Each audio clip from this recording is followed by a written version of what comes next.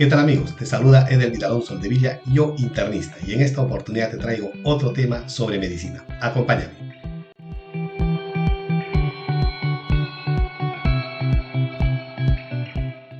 Bien, retomamos la taxonomía que estábamos revisando teniendo en cuenta el tratamiento de las enfermedades infecciosas, que es un libro que lo ha editado la Organización Panamericana de la Salud y que data del 2022, o sea, de hace poquito.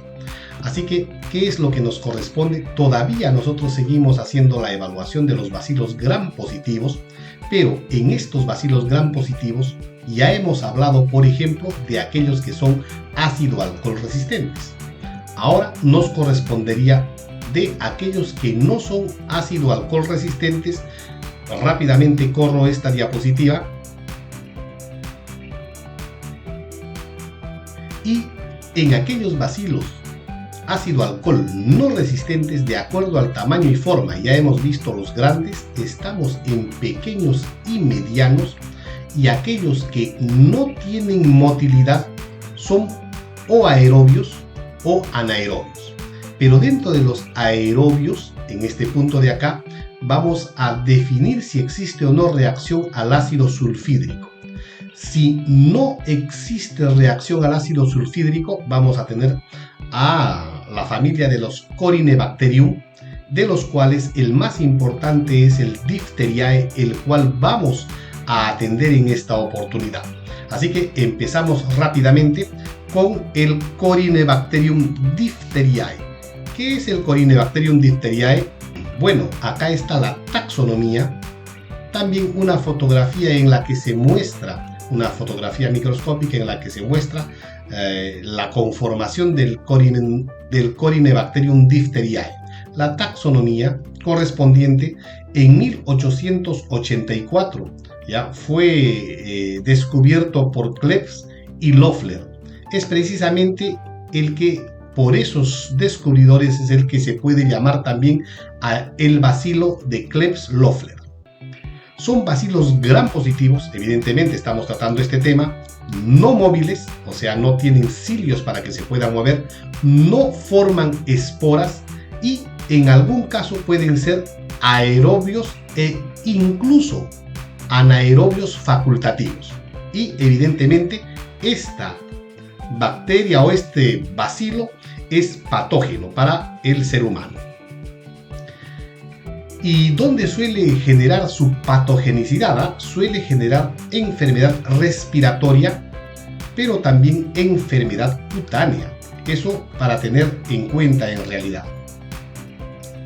Entonces, enfermedad respiratoria y enfermedad cutánea. Acá clásicamente podemos estar visualizando las lesiones a nivel de la orofaringe, y en esta parte a nivel cutáneo se puede estar viendo una úlcera en miembro inferior. Ahora, pueden ser potencialmente mortales si es que no se trata a tiempo en estos pacientes. ¿Por qué? Porque tiene una toxina que suele hacer daño. Y para que se pueda evitar, en realidad existe a nivel de casi todos los países un programa de vacunación, y este es fundamental para evitar precisamente esta enfermedad que suele causar el Corynebacterium Diphtheriae, que es la difteria. Desde el punto de vista epidemiológico, se encuentra generalmente en la garganta, en la nasofaringe, ¿ya?, de pacientes que están padeciendo el cuadro de difteria.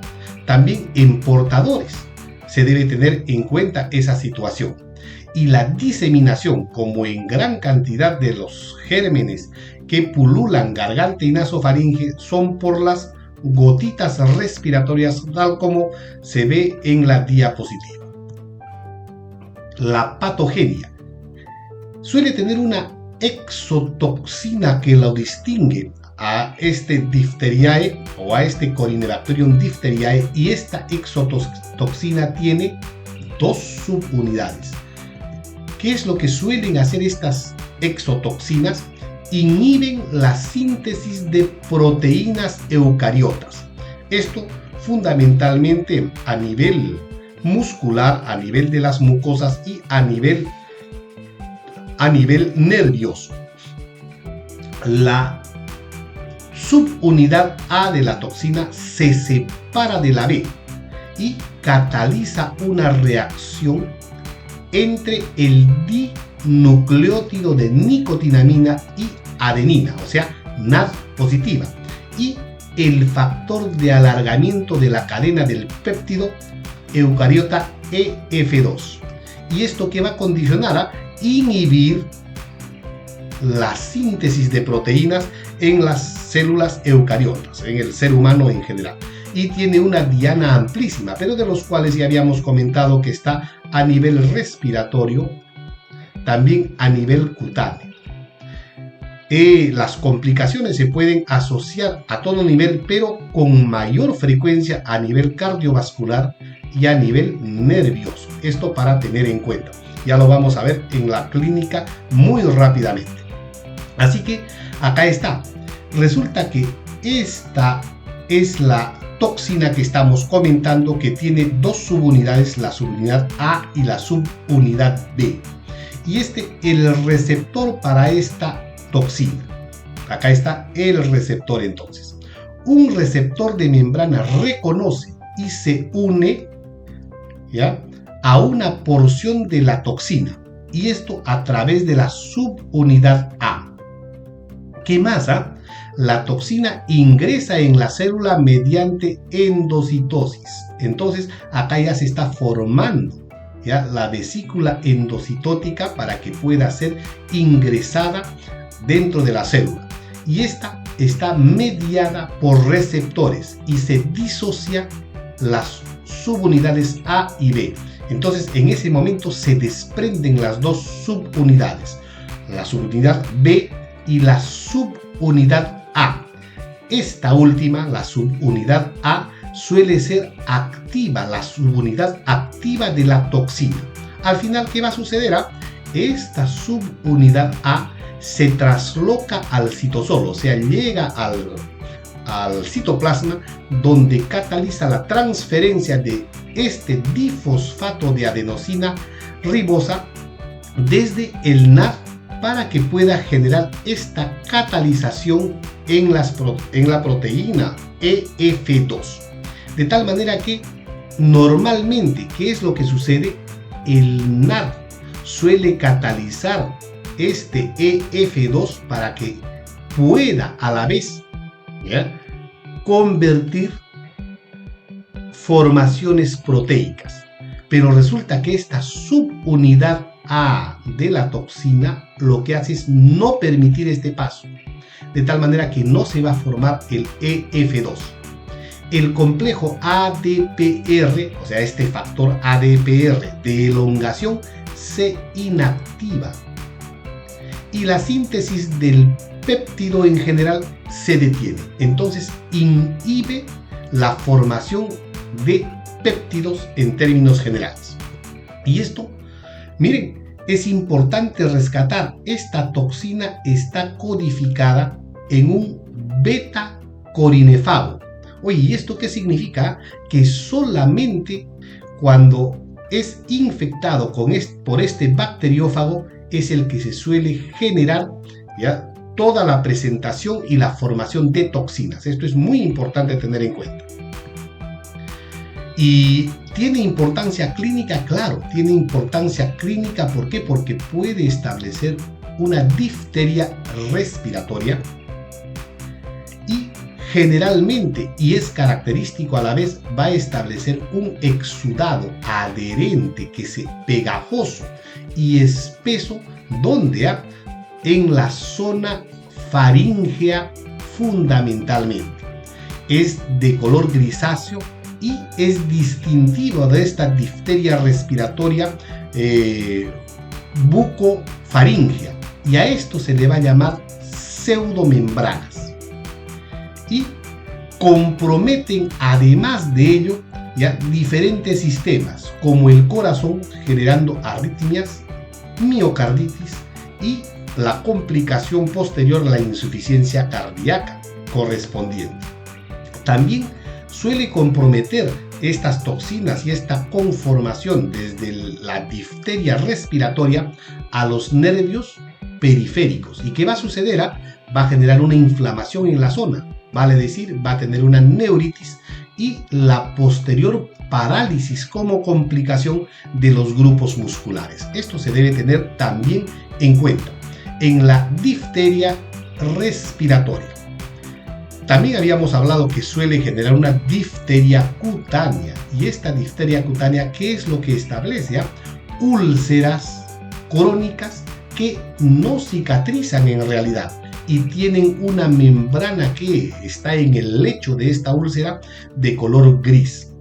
Es rara vez que este tipo de difteria cutánea pueda generar exotoxinas, de tal forma que muy raramente podría estar condicionando las complicaciones que la difteria respiratoria sí suele desarrollar.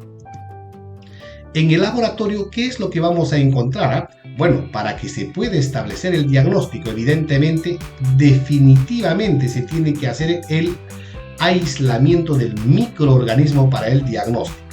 Además de ello, se debe determinar la virulencia con una reacción de precipitina inmunitaria para demostrar la producción de toxinas. Esto es importante, puesto que de esta forma vamos a saber la virulencia, ya qué tan agresivo es este bacilo en el paciente.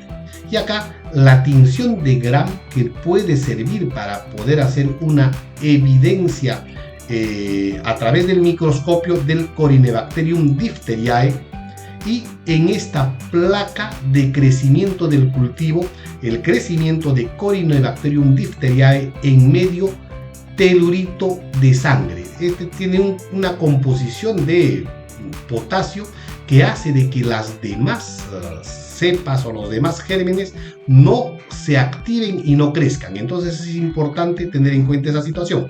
Y a este tipo de cultivo se le llama agar de Tinsdale. No sé cómo se pronuncia en inglés, Tinsdale. ¿Y qué es lo que tenemos que hacer en estos pacientes, puesto que puede ser mortal por la presencia de las toxinas? Se debe de neutralizar rápidamente esta toxina, que se tiene que brindar una antitoxina sérica. ¿Para qué? Para que pueda frenar a las toxinas que están circulando. Las toxinas que están haciendo el efecto ya no van a poder eliminarse en realidad.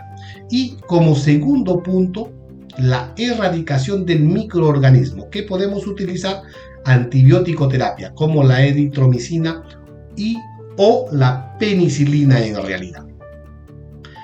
Desde el punto de vista de la prevención, ya habíamos hablado de la vacunación muy temprano. Acá es la piedra angular de la prevención. ¿Cuál? La vacunación con toxoide. ¿En qué momento se brindaría? Miren, tempranamente, administrado en la vacuna triple, o sea, se da conjuntamente con el toxoide tetánico y los antígenos contra la tosferina. Y a eso se llama DPT o DTaP, tal como acá lo estamos viendo. Y luego se tiene que hacer un refuerzo. ¿Qué significa eso?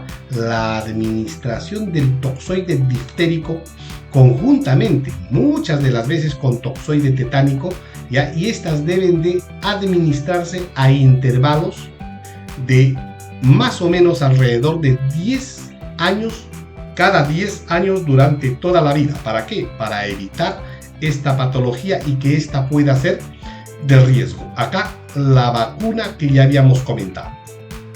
Nos vemos en el próximo vídeo y ten un grandioso día.